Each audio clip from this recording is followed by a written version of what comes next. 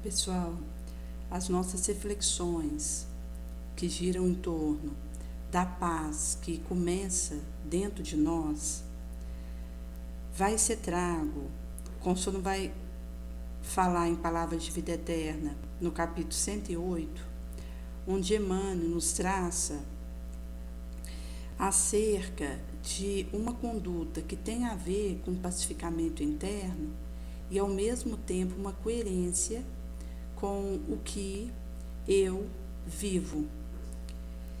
Vai ser trago um recorte de Lucas 10:5, e em qualquer caso onde entrardes, dizei antes, paz seja nesta casa, Jesus, trazendo para nós essa oração que já vai assoalhar o nosso interior. Então vai ser dito que na terra a gente compra vestimenta, pão, remédio, calçado, menos paz, considerando aí que é uma construção dentro do indivíduo. Dar-te-á o dinheiro, residência, aquele outro conforto, com exceção da tranquilidade de espírito, que tem a ver com essa harmonia que é consciencial e com o único travesseiro que nós temos, que é a consciência do dever cumprido e atendido no limite da nossa força. Eis porque nos recomenda Jesus, venhamos a dizer, antes de tudo, ao entrarmos numa casinhola, paz seja nessa casa, nesse ambiente. A lição exprime vigoroso apelo ao entendimento, à tolerância. Quando a gente considera que estão aí em movimento a relação de diferentes indivíduos entre si, onde cada qual será chamado a contribuir com a sua cota para a pacificação, para a elevação do ambiente onde ele se movimenta. Então, quando a gente considera o limiar do ninho doméstico, ao nos ungirmos de paciência, compreensão, mansuetude, nós não penetraremos o clima dos nossos, afeição de familiar inimigo, porque estaremos aí munidos desses sentimentos nobilitantes, da compaixão, da bondade, do perdão. Se alguém está fora desse desejável caminho, ou se te desgostam caseiros arranjos, mobilizemos cooperação e bondade para que o mal se reduza. Então, considerando aí, diante de arranjos caseiros em que nos contrafaz, ou mesmo alguém que esteja tendo uma conduta que seria indesejável, aí também nós seremos chamados a mobilizar essa cooperação, essa harmonização, a bondade. Então, se nós temos apontamentos que nos humilham, ou problemas que nos preocupem, ao calarmos os aborrecimentos próprios, limitaremos inquietações, balizaremos isso. Porque se existem algum problema que nos preocupa, que está acontecendo, ou mesmo apontamentos que nos humilhem, que nos contrafaçam, isso vai me chamar a esse silêncio oportuno, visto que quando o indivíduo ele consegue esse domínio sobre si mesmo, ele limita, pacifica as próprias inquietações, ao invés de nós darmos aso para perturbações de todo porte. E, inclusive, considerando as inquietações que existem em torno de nós e que insistem em nos manter nessa faixa alterada. Então, a resposta pacificadora é uma atitude que vai nos auxiliar a harmonizarmos interna e externamente.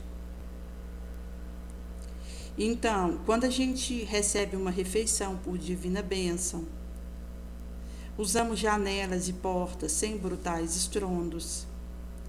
Não fazemos movimentação de objetos de arranco. Fugimos a inconveniente de gritaria e atendemos ao culto da gentileza. Enquanto aí, essas atitudes que vão levar essa segurança, esse consolo. Até considerando que existe uma faixa dentro de nós onde eu precisarei fazer essa guarda dos elementos que me povoam, enquanto aquilo que eu estabeleço conexão. E é curioso porque à medida que a gente vai caminhando por essa proposta redentora, a gente vai percebendo que tem coisas que tempos atrás seriam lastimáveis para nós e hoje já não nos afeta. Porque vai mostrando esse processo de aprimoramento que a gente vai vivendo e que a gente vai se desligando de uma série de situações que não sejam cooperadoras para esse processo. Porque a questão é aquilo que me ajuda a ficar numa faixa positiva, que é o ponto central do meu esforço. Porque do momento que eu consigo eleger os elementos que me harmonizam e que me dão um suporte para ter um equilíbrio, isso modifica a maneira como eu interajo comigo e com o mundo ao meu redor. É por esse motivo que a maneira como eu falo algo, a intenção que está por trás daquilo, vai dizer daquilo que vai ser entregue pela minha fala. Então a gente tem aquela sinceridade suicida, que é quando o indivíduo, ele, a pretexto de falar a verdade para o outro, ele esmaga o outro, humilha. E nesse contexto, acaba que eu, usando um fim que seria ficar na verdade, eu caio na maneira que eu uso para fazer isso. Porque existem diferentes maneiras de nós usarmos uma frase, uma tonalidade de voz, uma postura diante daquele que nós vamos enviar aquela palavra, que tem a ver com o móvel que está por trás da minha intenção. E isso vai significar que se eu pretendo usar um meio indevido para ter um fim que seja louvável, acaba que eu vou cair nessa incoerência, que é aquela mesma incoerência do indivíduo, ele fora de casa ter uma conduta e dentro de casa outra, que é um risco que nós temos dada a nossa inconstância, enquanto inclusive uma tendência de alterações de humor que nós temos, e que diz muito da necessidade de vigilância que a gente tem. Porque se eu conseguisse ficar no estado bom, sem alteração, acabaria que isso afrouxaria minha vigilância, porque eu consigo ficar numa condição razoável, sem riscos de me alterar. Mas o que acontece é o inverso. A gente tem flutuações, seja nos nossos pensamentos, nos nossos sentimentos. E é por esse motivo que a gente é chamada vigilância. Porque do momento que eu me percebo flutuante, eu sei que posso resvalar em alguma curva.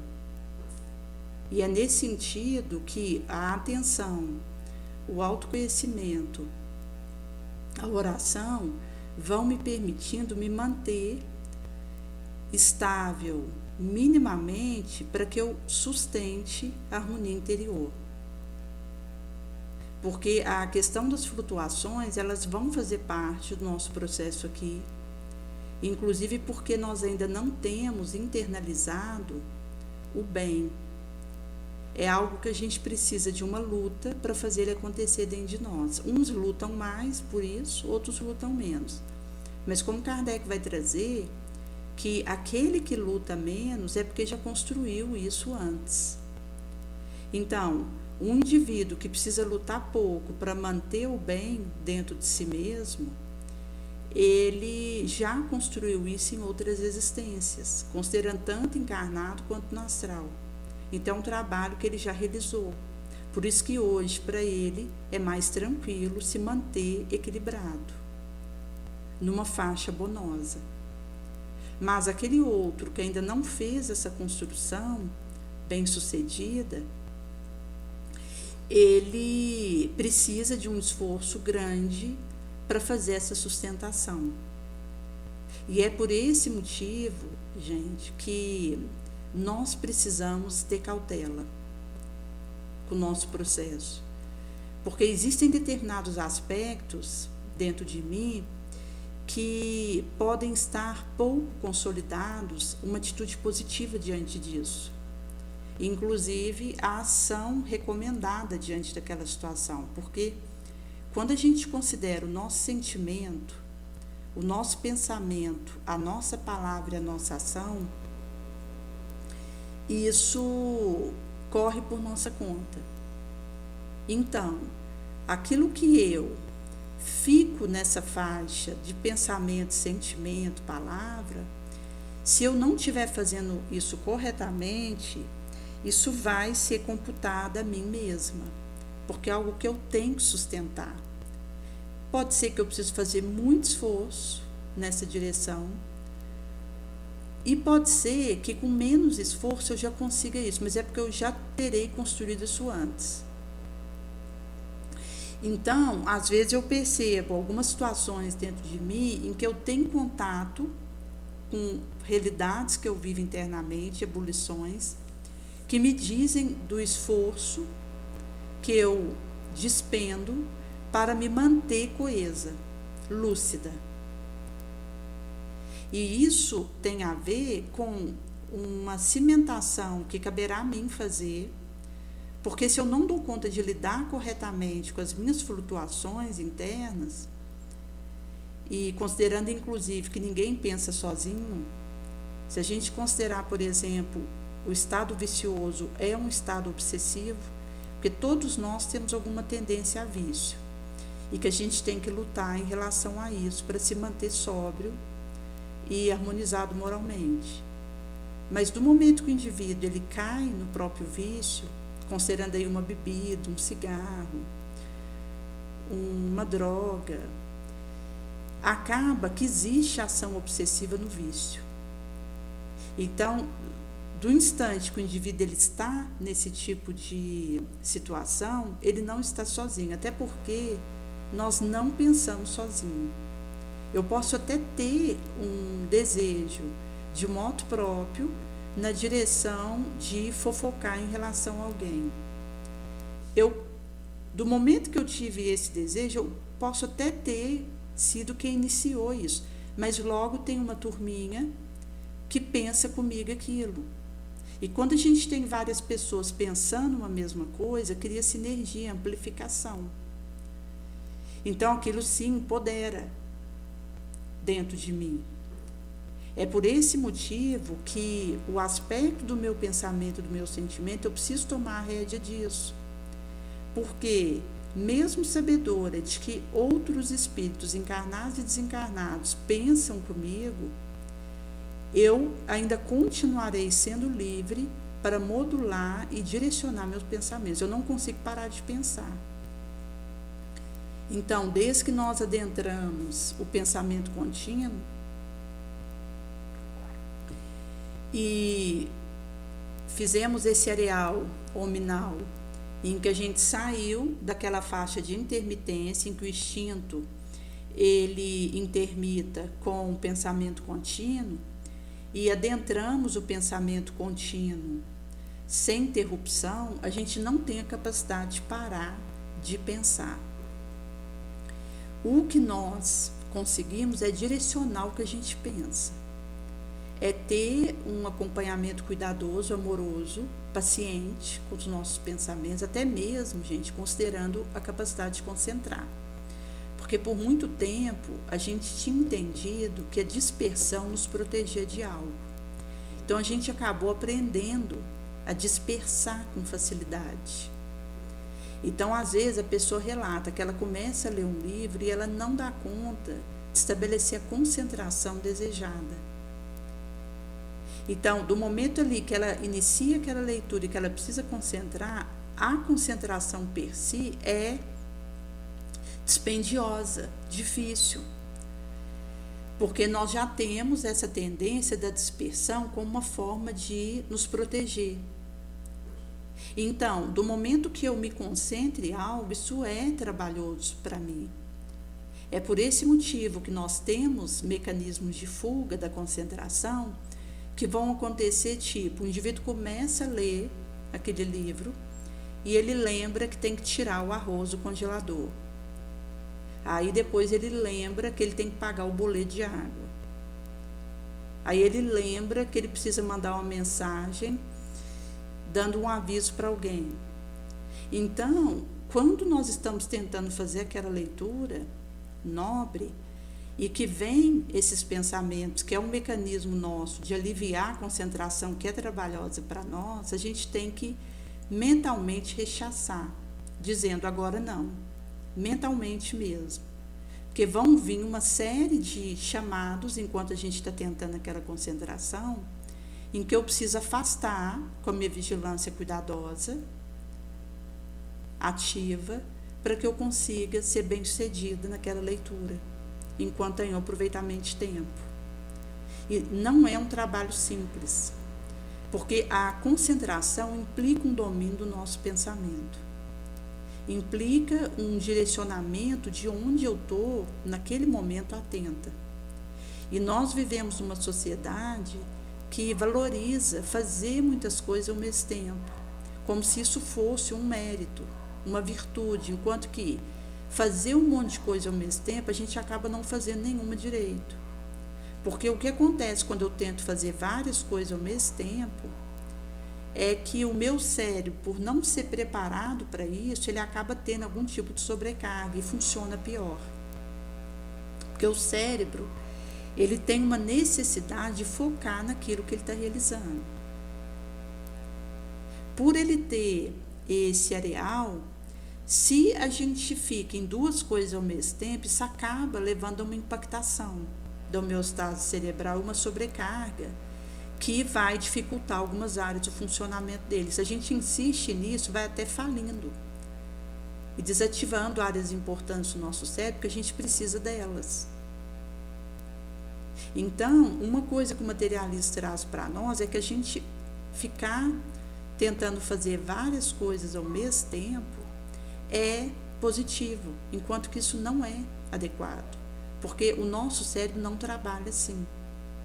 É por isso que a gente precisa desenvolver a concentração, mesmo considerando que isso é um esforço que a gente precisa realizar, porque concentrar é conseguir domar meu pensamento.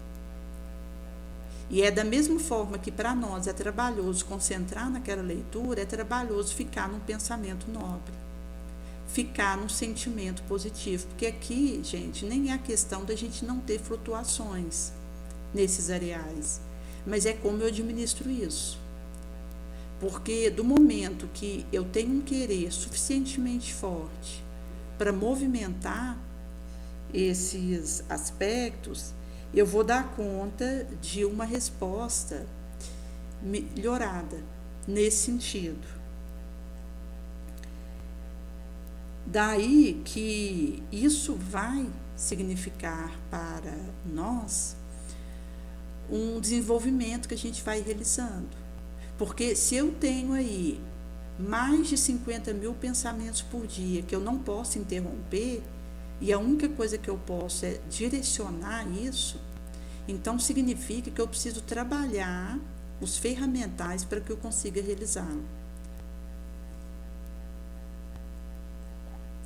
Caso contrário, os meus pensamentos, eles vão ficar devaneio. eles vão com vento.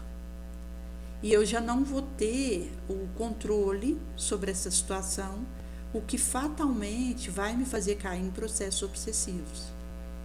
Porque até mesmo quando a gente fala o aspecto de distração, isso tem a ver com a tendência que a gente tem a entrar em movimento de inércia, de comodismo e distratórios.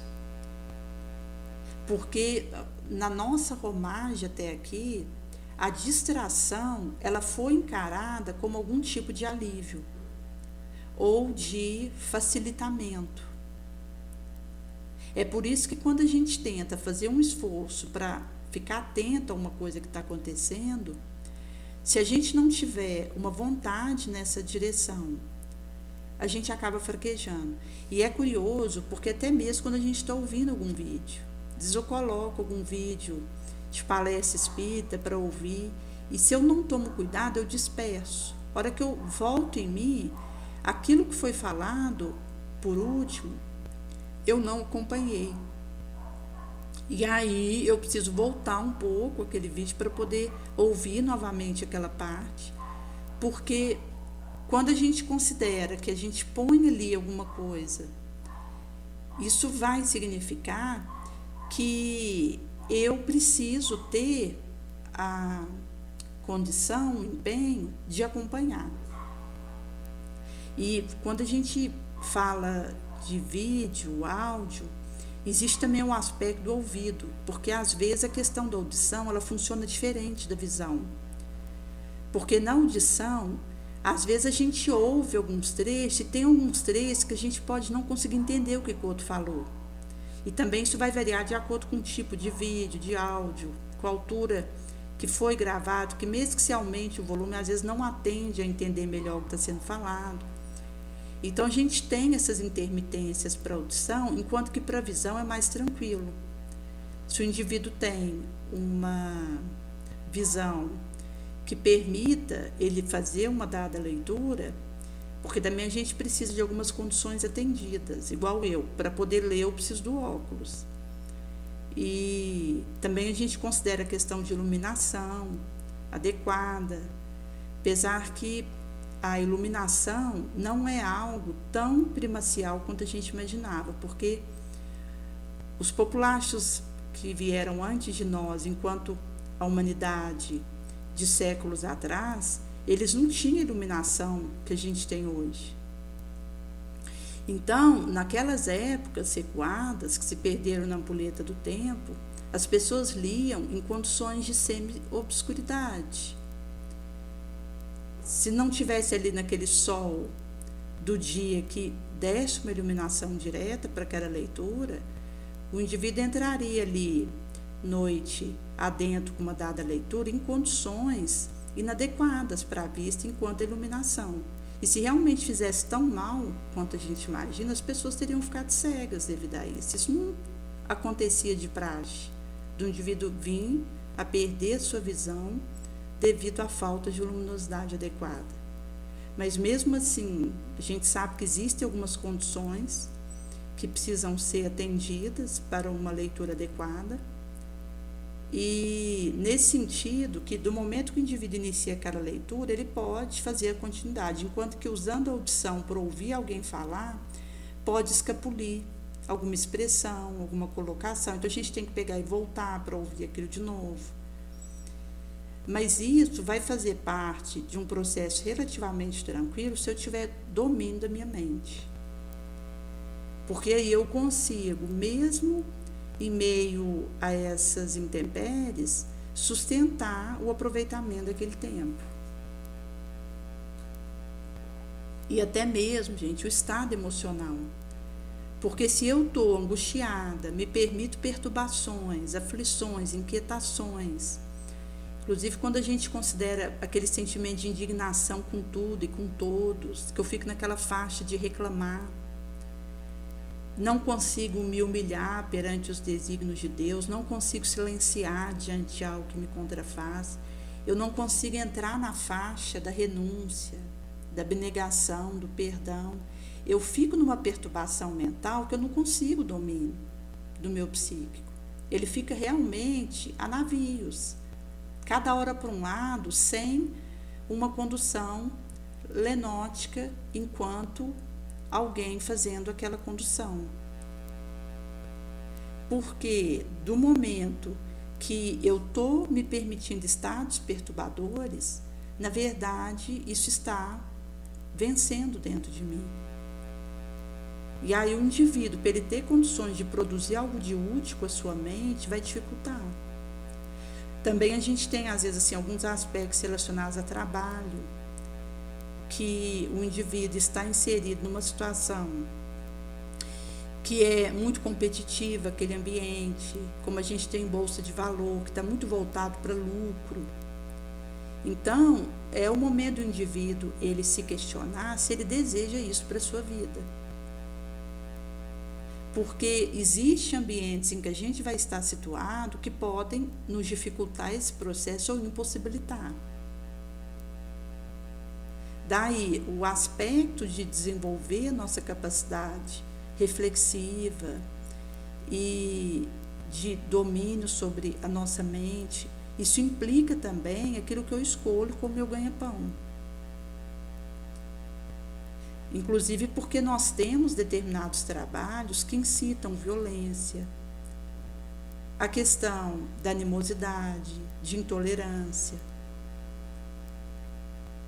Então, é nesse sentido que, nesse ambiente, eu levantar a bandeira da paz e dessa proposta que Jesus nos traz, às vezes pode significar eu precisar mudar de trabalho. Que inclusive isso vai estar ligado ao propósito de vida do indivíduo. Porque do momento que eu tenho isso claro, eu vou conseguir fazer um direcionamento adequado para aonde eu irei atuar. E é nesse sentido que a gratidão ela vai tendo espaço dentro de nós. Porque do momento que a gente aprende a agradecer, a gente para de pedir. Porque a gente percebe que recebe muito. E nesse sentido que quando nós consideramos o lar, por exemplo, como um ponto de desabafo, um lugar em que a pessoa se desoprime, reconheçamos que sim. Entretanto, isso não é razão para que esse ambiente do lar se torne em praça onde a criatura se animaliza. Porque mesmo que seja um ambiente onde o indivíduo perceba uma desopressão para ele, se ele cai numa condição de animalização, ele perde esse domínio sobre si mesmo. Então, ele já vai ter atitudes violentas, vai ter palavras agressivas, que vão levar angústia, aflição para tantos quantos se demoram com ele naquele ambiente. E como tem outros espíritos pensando junto conosco, isso volta para nós, sinergizado. Levando, inclusive, a essa impactação, tanto do momento quando eu emito isso, quanto na volta disso mais fortalecido. Tem uma impactação dupla e sinergizada. Então, quando eu pacifico a minha área individual, a área de outrem se pacifica, considerando que todos anelamos a paz do mundo, mas é imperioso não esquecermos que essa paz do orbe parte de nós. Nós tivemos, inclusive, aquela assinatura de um acordo de paz em torno de umas 35 nações, divisando aí um movimento de saída daquelas condições de guerra enquanto desejo, mas a gente só vai sendo bem sucedido nessa proposta a partir da paz que eu edifico em mim mesma. E aí é algo que acontece porta dentro da alma. Então, onde eu estiver, seja em casa, no trabalho, na esquina, vai ser expresso aquilo que está movimentando dentro de mim. Visto que se existe atitudes antagônicas vindas de mim, seria incoerência. Isso per si já é uma instabilidade. uma fragilidade moral. Por isso que do momento que a gente crê e tem fé, a gente se esforça e mantém sintonia com a fonte de poder. Se eu não consigo operar no esforço para o meu querer se efetivar, eu preciso rever meu querer. Então, a gente tem aqui uma internalização que vai me permitir improvisar e que essa ordem disciplina adquirirá liberdade. Inclusive, gente, porque nós temos hoje nações na Terra que não aceitam o cristianismo, muito menos o espiritismo. Então, a gente tem, por exemplo, a Nigéria, no ano de 2025, já assassinou em torno de 7.000 cristãos, porque a perseguição aos cristãos lá é constante. Temos também aí, por exemplo, na China, na Coreia do Norte e no Vietnã, não é permitido portar uma Bíblia. Então, um indivíduo que é visto com uma Bíblia, ele é considerado criminoso, ele é preso.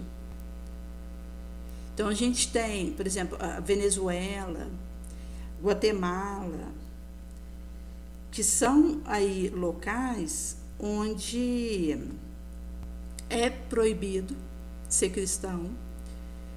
E nesse sentido, que em meio a essa congramatura, no ano de 2025 que nós estamos, onde a gente tem também situações na Síria em que casas de cristãos foram queimadas, templos cristãos que os indivíduos estavam ali rezando foram ateados fogo. Então, pode ser que numa próxima encarnação minha eu vá para a Coreia do Norte, onde não é permitido ter essa Bíblia, e isso vai significar que somente aquilo que eu tiver internalizado de bom é que eu vou conseguir improvisar numa situação lá. Porque aquilo que eu ouço de Jesus, toda a instrução que a doutrina espírita está trazendo para nós, se eu não abstraio, internalizo isso, que vai se expressar por uma conduta melhor da minha parte, uma reforma moral concreta, acaba que vai se perder, porque numa próxima encarnação, pelo esquecimento que eu vou ter, aquilo que eu estou recebendo de instrução eu não vou conseguir acessar, porque não foi internalizado. É por isso que a gente precisa se esforçar para aproveitar as instruções que a gente recebe nessa encarnação e aplicar isso na vida, porque é essa vivência que vai nos dar areais para numa outra encarnação, mesmo não tendo contato com o Evangelho, a gente poder, por intuição, viver isso, porque seremos capazes de improvisar pela internalização e vivência dos preceitos evangélicos que estamos fazendo hoje. Então, é esse esforço que vai nos fazer atravessar a porta estreita.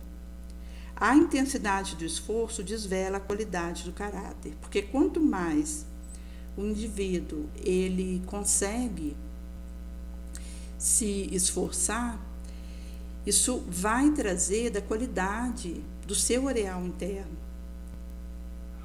Porque, inclusive, quando a gente considera clareza, força, conselho e assistência dos bons espíritos, isso tem a ver com esse esforço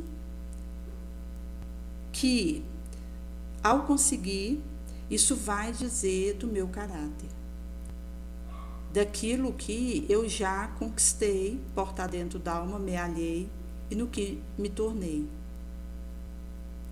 Sem disciplina, que o exercício prodigaliza, o esforço deperece e as aspirações morrem. Como Joana vai trazer, porque é esse exercício no bem que vai prodigalizando a disciplina. Então o esforço vai se fortalecendo, caso contrário ele deperece. Do momento que eu consigo sustentar os exercícios prodigalizantes, que fortalecem minha disciplina, e o meu trabalho, o meu suor, vai robustecendo, as aspirações elas vão fermentando, encontrando campo. Esforçar-se retamente é aplicar a capacidade dos meus recursos na felicidade real. Porque conseguir o esforço correto é canalizar o reservatório dos meus recursos na real felicidade. Que então eu consigo olhar para onde isso está, o caminho para onde eu devo seguir. A boa realização retroalimenta nosso movimento, suplantando baliza e desgaste.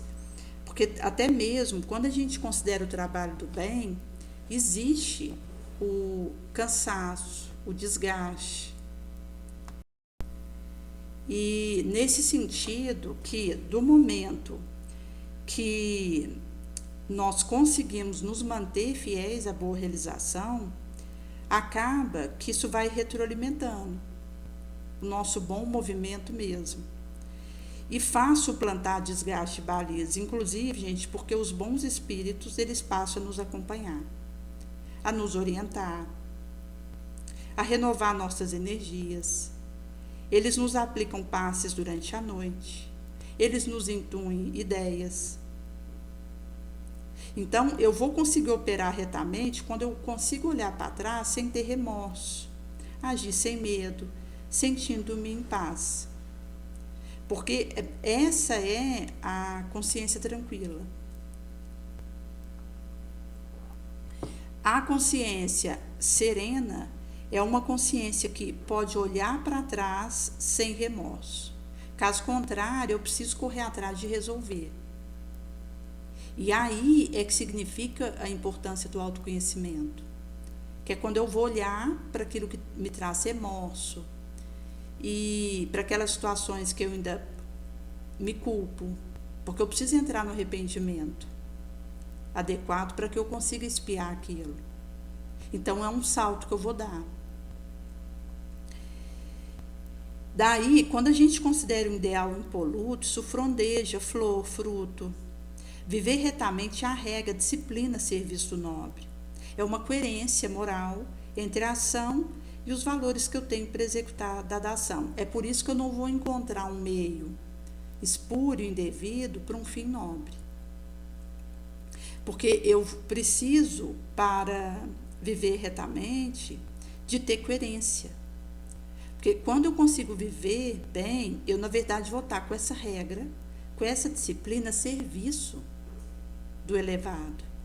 Então, eu vou precisar coerenciar entre aquilo que eu faço e os valores que eu uso para executar o que eu faço.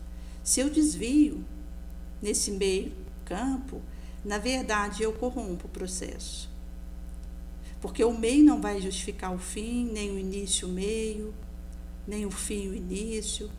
Eu preciso começar impoluta, continuar impoluta e terminar impoluta.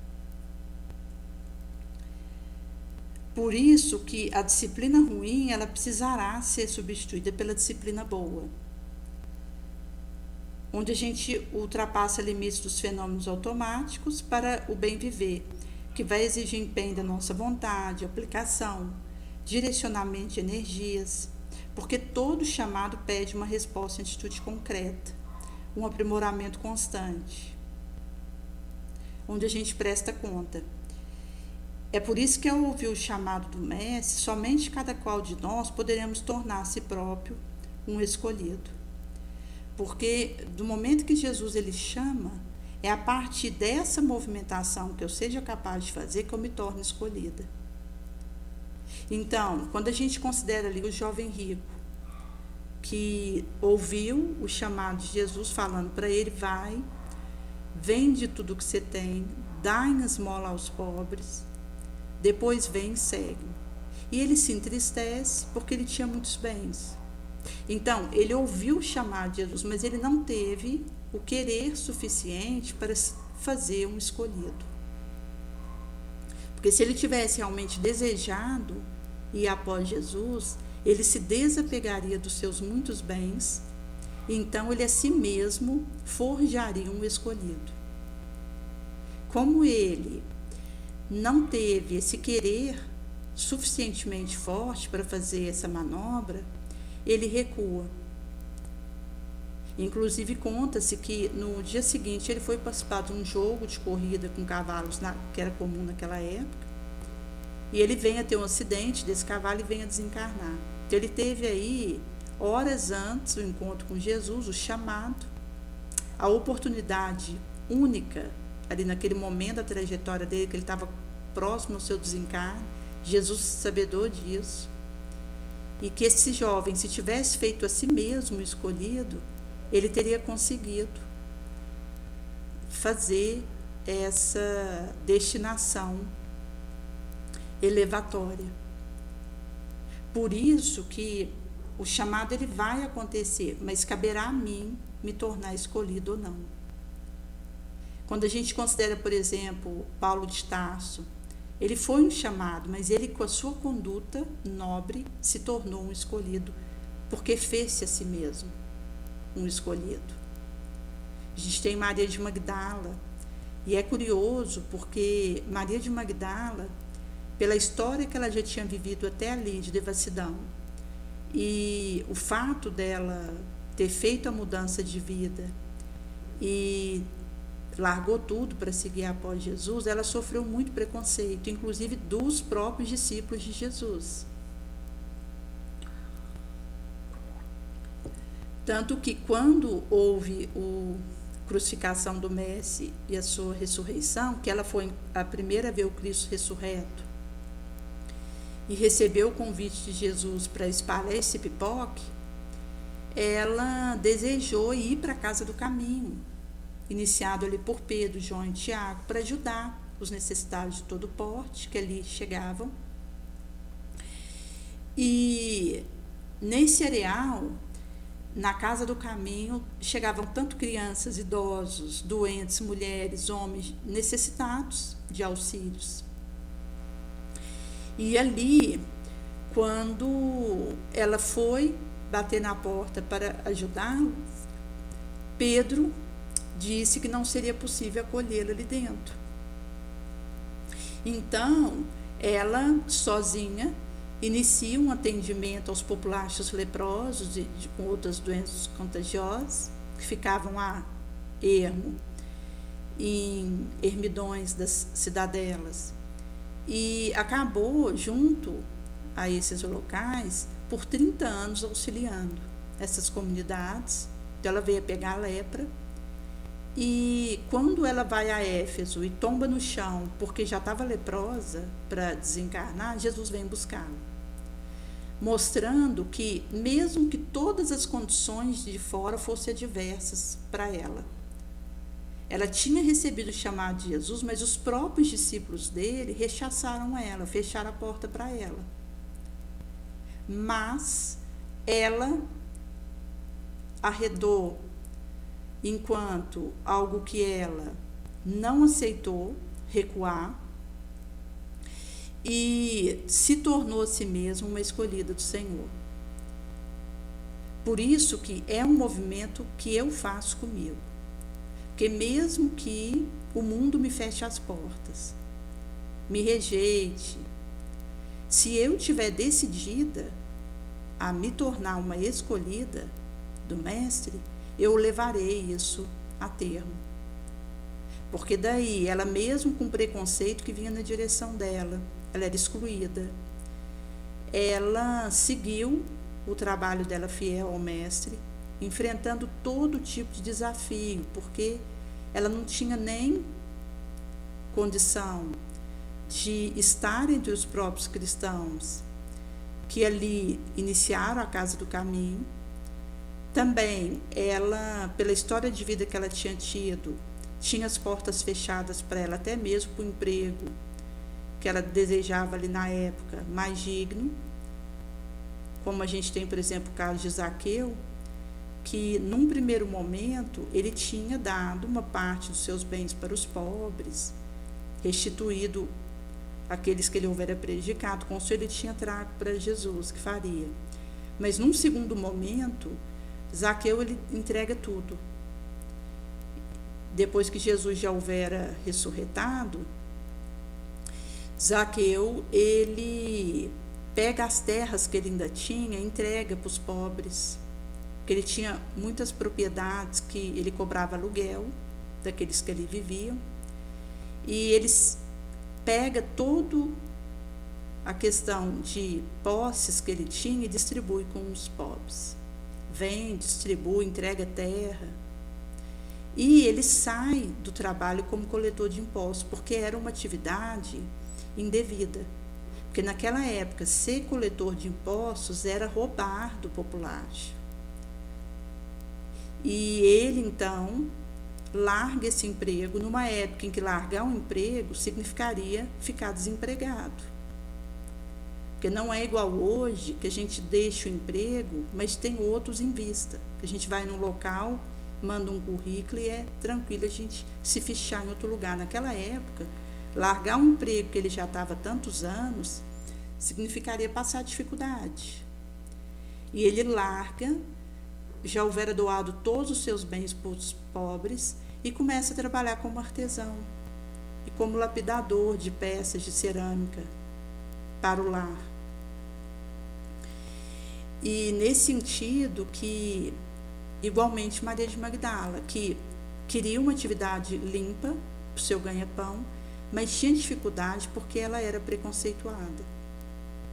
Então, ela persiste na fidelidade, na lealdade a Jesus, vai até aqueles que tinham doenças contagiosas e ali permanece com eles, ajudando eles. Inclusive, há relatos que o próprio Zaqueu ajudou ela nesse trabalho a posteriori. E outros que viam o empenho dela em levar a boa nova para os leprosos e vinham ajudá-la a entregar remédio, água, pão. Nesse sentido que, quando a gente considera essa perspectiva, isso vai nos dizer de uma busca que a gente vai fazendo para aquilo que importa. Porque quando a gente considera a questão do domínio da nossa mente, do autocomando, nós temos aí alguns recursos que nos ajudam muito, que tem a ver com a desobsessão. Inclusive, gente, nós podemos, ao dormir, pedir para Jesus levar aqueles que precisam para tratamento de desobsessão, que acontece em noite adentro. A gente tem em centros espíritas, porque esse é um trabalho da espiritualidade maior, onde, enquanto nós estamos dormindo, os prepostos de Jesus sob a sua égide estão agindo na direção das coletividades terrícolas. E existem atendimentos de desobsessão noite adentro. Então, nós podemos pedir para que aqueles que estejam em situações obsessivas sejam levados para esses atendimentos. E colocarmos isso na pauta da nossa oração, inclusive pedirmos para irmos para esses locais, auxiliarmos no que pudermos, considerando aí que esse auxílio recíproco é que vai nos fortalecendo. Temos também o atendimento fraterno, que acontece no centro espírita. A gente tem pela rede social, às vezes por um chat, como tem na Mansão do Caminho, onde o indivíduo liga para um número ou entra num chat, ele tem atendimento fraterno no horário que ele precisar, mesmo à distância. A gente tem as orações de radiação à distância, como a gente tem no nosso grupo, que está no nosso canal, que acontece hoje a partir das 22h15 e vai até as 22h45, onde coloca um copo de água para fluidificar, lê um trecho do Evangelho segundo o Espiritismo, faz uma reflexão, porque o passe, a irradiação presencial à distância, é um instrumento que Jesus usa, porque ele diz que quando 2 ou mais pessoas estivessem o nome dele ali, ele estaria. Às vezes, se você tem 7 pessoas em unicidade de pensamento nobre naquela direção, vale mais do que 100 pessoas com pensamentos desordenados, contraditórios. Então, são momentos em que a gente é atendido, a gente é curado, liberto. Às vezes, não da maneira como gostaríamos, mas a libertação vai acontecer, a força para a gente conseguir continuar. Porque, inclusive, existem doenças que são necessárias para que o nosso espírito permaneça saudável. Então, às vezes, o organismo ele está com uma série de dificuldades, mas isso vai dizer de um espírito que está saudável.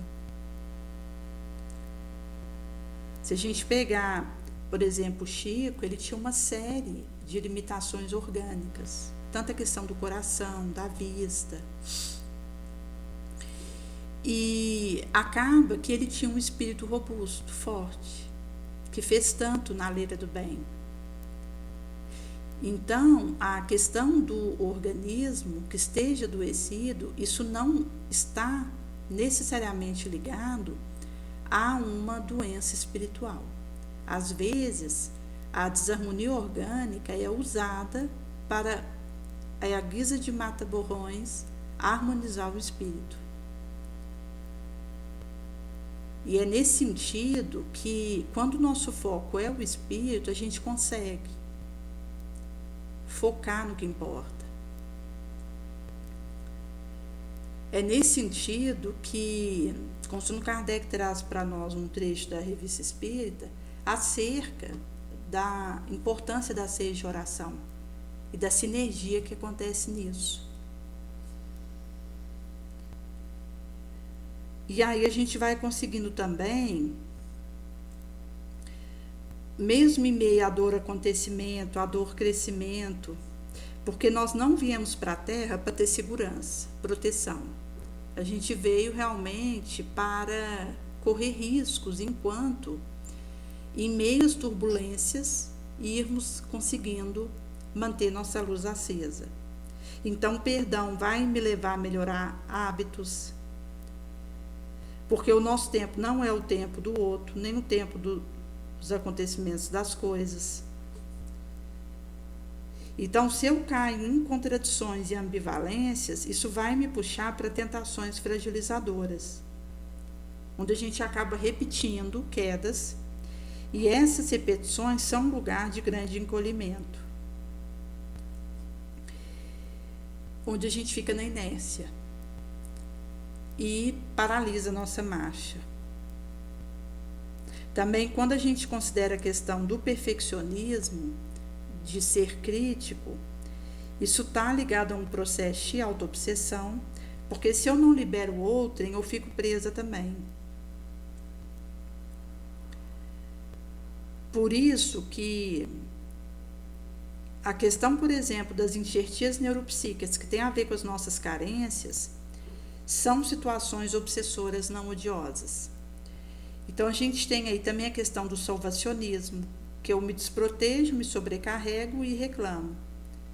Gosto do poder. Então, a gente precisa ter cuidado com isso, porque o bem que eu faço, eu preciso realizar ele sem que seja um meio para eu me promover. Que é um movimento que eu vou conseguindo acontecer comigo pelo autoconhecimento. Porque é um processo, gente, que eu estou trocando o pneu de um carro com ele andando.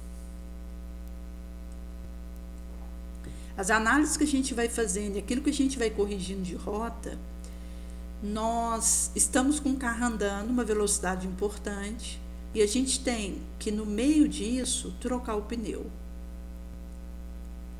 É por isso que é um movimento que a gente tem que ir criando recursos para isso. Porque senão, enquanto a gente está trocando esse pneu, esse carro bate no poste, ou eu salto para fora, enquanto lançada pelo vento. É nesse sentido que a questão também de carência e salvacionismo estabelecer laço e obsessão com o desencarnado. O altruísmo vai tornar qualquer virtude mais meritória, porque estará realmente nessa base da abnegação. Então a gente vai aprendendo a perscrutar a própria consciência, onde eu só vou saber o que me convém se eu tiver clareza do meu propósito de vida. E aí eu vou me desfazendo da necessidade de ser curadora dos outros, de ser transformadora de quem quer que seja, de ficar me promovendo, de ser salvacionista. Mas, por outro lado, eu não me omitirei. Eu vou agir na direção do meu propósito de vida, oferecendo o que tenho para ajudar. E daí a gente vai tendo mais presença, que não é per si uma exuberância de fazeres, mas é foco no essencial. Porque tudo na nossa vida precisa ser usado para fortalecer as nossas responsabilidades mais santas. Se eu ficar muito preocupado comigo, eu não dou conta do recado. E se eu parar no lance mais difícil, eu vou ficar com um problema, não com Jesus. E aí a gente vai também conseguindo essa renúncia internalizada, porque se eu deixar o interesse pessoal ter espaço, algum tipo de pretensão, só vai valer a pena para mim um dado trabalho se eu for excelente naquilo. Nesse sentido, se a gente fica muito estressado, com medo, perguntemos para nós mesmos, a serviço de quem eu estou? Porque quando a gente está a serviço de Jesus, valerá a pena realizar aquele trabalho, a que preço for. Enquanto aí, os esforços nobres que eu despenderei, o sangue que eu suarei para que aquilo aconteça.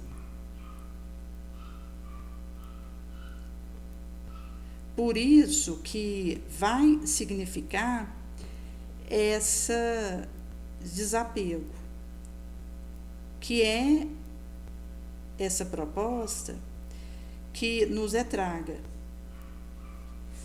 Porque quando a gente considera, por exemplo, sintonia eletromagnética entre transceptores mentais, vai se formar, ineludivelmente, uma cadeia de comunicação que fortalece o pensamento emitido, gerando seu retorno em nível superior de vitalidade, força e nitidez. Por esse motivo que, quando nós consideramos a nossa proposta, se nós tivermos uma inclinação para reclamar aquilo ou isso, esperemos que as emoções se mostrem pacificadas, porque um grito de cólera tem a força de um punhal. Da mesma forma que um silêncio adequado, aquele momento em que eu uso a compaixão, a clemência, a compreensão, isso vai ter um efeito de consolo, a cólera ela vai ter o efeito oposto. Porque cada espírito é um mundo per si. E naquilo que nós estivermos vivendo, como Maria disse para o Chico, no momento difícil que ele estava vivendo, isso também passa. Em sendo assim, se nós estivermos no contentamento, enquanto uma lembrança que alguém nos endereça, palavra de simpatia e afeto, procuraremos fazer o mesmo para com o outrem. E nesse sentido que o cristão não odeia, não fere, ele serve a Jesus porque houvera se tornado a si mesmo escolhido, servindo ao orbe. E aqui, gente, quando nós consideramos o campo do desejo no terreno do espírito, é semelhante a um campo de cultura, na gleba do orbe, no qual cada lavrador vai ser livre para semear, mas será responsável com o que colhe. Que está ligado a essa questão do que eu quero, do foco central do meu desejo. Porque aquele que colheu o prêmio da paz na mais alta recompensa é a pessoa que se cala quando recebe uma ofensa. Porque o prêmio da paz, isso está dentro do indivíduo. Então, a mais alta recompensa é a própria pacificação interior. Então, aquela ofensa que vem na direção do indivíduo não tira ele dessa vibração.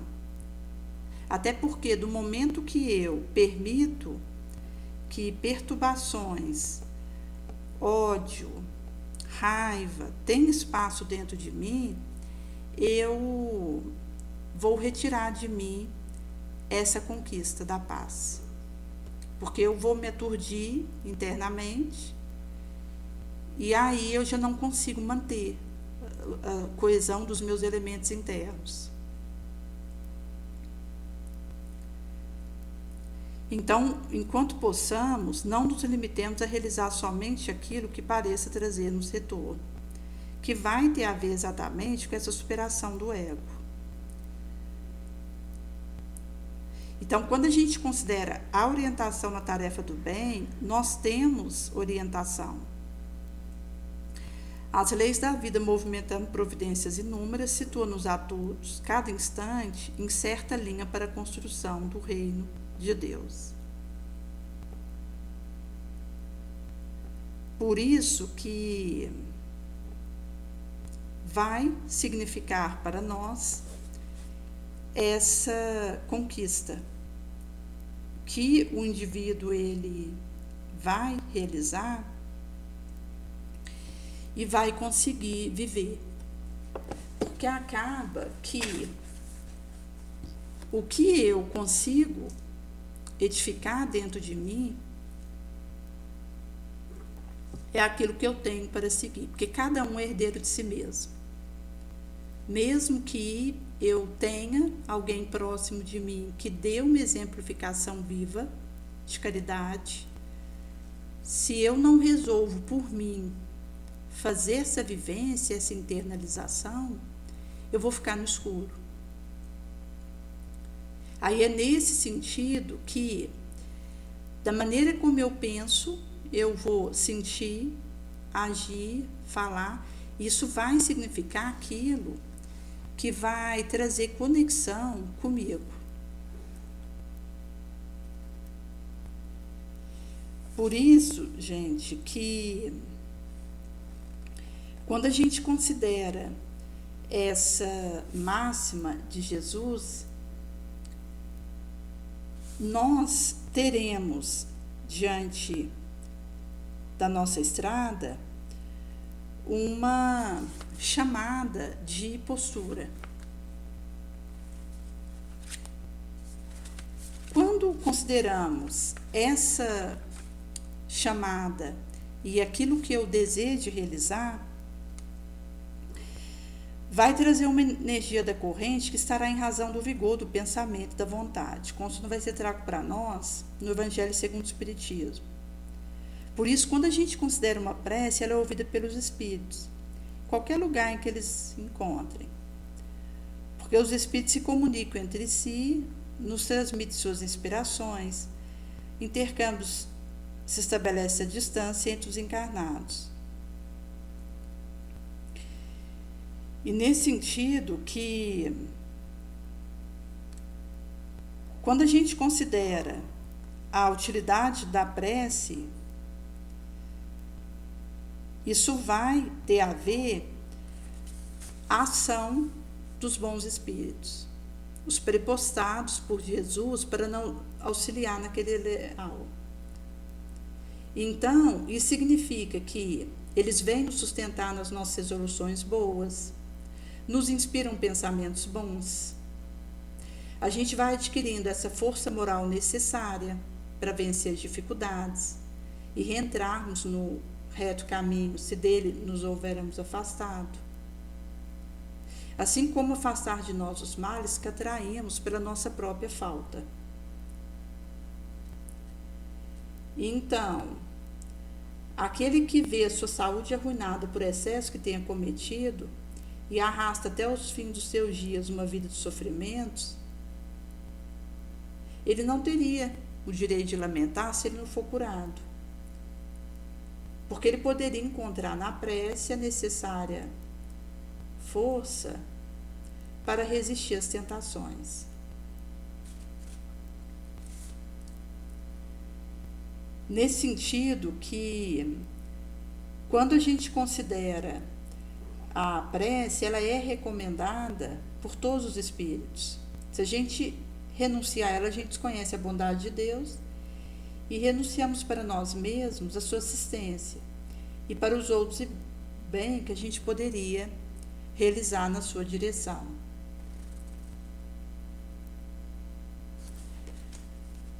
Por esse motivo que, do momento que nós temos uma ideia que está levando os postulados de Jesus, à medida da importância, os resultados dessa ideia nova, ela vai se encontrar na emoção que causa em seu aparecimento, no grau persistência da cólera do adversário e na violência da oposição que levanta. Porque aquele que a si mesmo ele se faz um escolhido, ele encontra óbices. Até porque quando a gente considera a Terra, é como se fosse uma corrente marítima levando para um lado. Do momento que eu desejo fazer um caminho diferente, eu vou contra os ventos, contra essas correntes. É por esse motivo que, quando a gente considera o momento de transição que nós estamos vivendo, nós estamos em meio a intrigantes e ambiciosos, colocando como messias e reformadores. Então, precisamos nos manter em guarda contra esses impostores e é dever do honesto desmascará-los. E aí vai ser trago alguns dos sinais, inclusive porque a gente vai ter o verdadeiro missionário pela superioridade moral. Inclusive, gente, porque se um indivíduo ele não tem uma vivência daquilo que ele prega, ou daquilo que ele fala, sente, pensa, se isso não se transforma em ação concreta, acaba que a sua ação no meio que ele é chamado a viver vai ser nula. Então, eu posso até ter muita boa vontade de, no meu ambiente de trabalho, levar ideias de caridade, de perdão. Mas se eu não vivo isso, a minha vontade ela vai ficar nesse querer fraco, porque ele não tem uma repercussão na minha prática, no meu testemunho.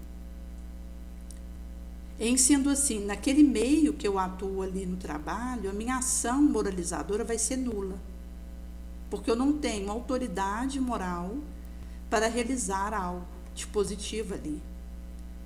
E quando a gente fala de autoridade moral, nós estamos falando daquilo que o indivíduo vive. E aqui, ciúme, orgulho, sensualismo, inveja, egoísmo, isso danifica as nossas boas intenções. Se eu dou espaço para tudo que é de sombra, eu posso até querer fazer algo de bom, mas eu vou estar contaminada, eu vou estar comprometida. E às vezes um fugidio sentimento inferior compromete minha ação. Às vezes algo insignificante, que eu nem capto aquilo com tanta clareza, porque foi um relâmpago que houve espaço dentro de mim para aquele sentimento menos digno, e isso já me contamina. É por isso que nós temos que lutar com todas as nossas forças em relação àquilo que seja nossa sombra. E é nesse sentido que Jesus ele vai trazer a importância de nós pedirmos, batermos. Enquanto pedir, bater e buscar. Porque nesse sentido vai, na verdade, representar essa premissa onde só poderemos dar pela nossa alma o nosso testemunho nobre. E é quando eu tenho esse domínio, essa vitória sobre mim mesma, e eu consigo fazer acontecer as coisas boas. Por esse motivo que tudo que for interesse nosso, pretensão pessoal, ruamos por terra, para que a gente fique com o desejo de Jesus, com o olhar para o alto. Porque isso, a partir do momento que está no areal das nossas escolhas, das nossas condutas, nós poderemos saber que estamos avançando. Então a gente vai ter essa robustez, essa intrepidez, a mansuetude, a coragem, para podermos dar sequência no nosso caminho redentor. Porque o nosso caminhar para Deus a gente faz em espiral. É como se fosse uma espiral mesmo, que vai ampliando o diâmetro dessa espiral. Então a gente vai fazendo ele e vai subindo na caminhada até Deus. Mas eu posso parar num dos degraus dessa espiral. E aí acontece que no que eu parar, eu posso precisar repetir aquele degrau do espiral. Então, do momento que eu vou fazendo esse caminho de forma tranquila, onde eu vou conseguindo acertar e vou fazendo a continuidade dessa subida, eu vou ganhando tempo. E eu vou me poupando sofrimentos desnecessários. Porque quando a gente está subindo essa espiral sem parar ou repetir um degrau dela, eu posso até ter dores, mas eu não vou ter sofrimentos. Do momento em que eu paro ou caio, e aí eu tenho que repetir a andada naquele degrau do espiral, então vem os sofrimentos. Porque eu vou ter sofrimento pelo sofrimento, ou sofrimento pela impermanência, sofrimento pelo atavismo. É por isso que essa roda sansara, em que a gente sai de um degrau do espiral e vai para outro acima. Então, do momento que a gente vai conseguindo fazer esse movimento despretensioso, onde a renúncia é a nossa base, a gente consegue renunciar a nós mesmos, tomar nossa cruz e, indo após o Cristo, sermos leais a Ele.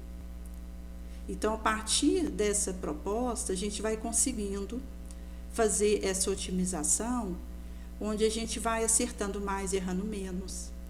A gente vai conseguindo formas fermentadas de autoabordagem, de autoconhecimento. Isso vai significar para nós uma premissa de novas instruções, novas ferramentas, que à medida que a gente vai conseguindo fazer a subida nesses degraus dessa espiral, a gente vai internalizando, tornando vida, que é esse viver retamente. E é isso que vai nos permitir, numa próxima encarnação, seja onde for que estivermos, conseguirmos colocar em funcionamento esses aprendizados divinos. Porque teremos conseguido, nessa encarnação nossa, a partir das internalizações e vivências do bem, subirmos sem maiores dificuldades os degraus dessa espiral. Porque mesmo que hajam lutas, do momento que a gente tem esse querer suficientemente forte, a gente, mesmo esmagado, com o sono traz Paulo, não nos daremos por destruídos e continuaremos intemerados rumo ao Pai, onde a gente vai poder então fazer essa kairos, que é essa frequência, essa velocidade e esse mirar no essencial.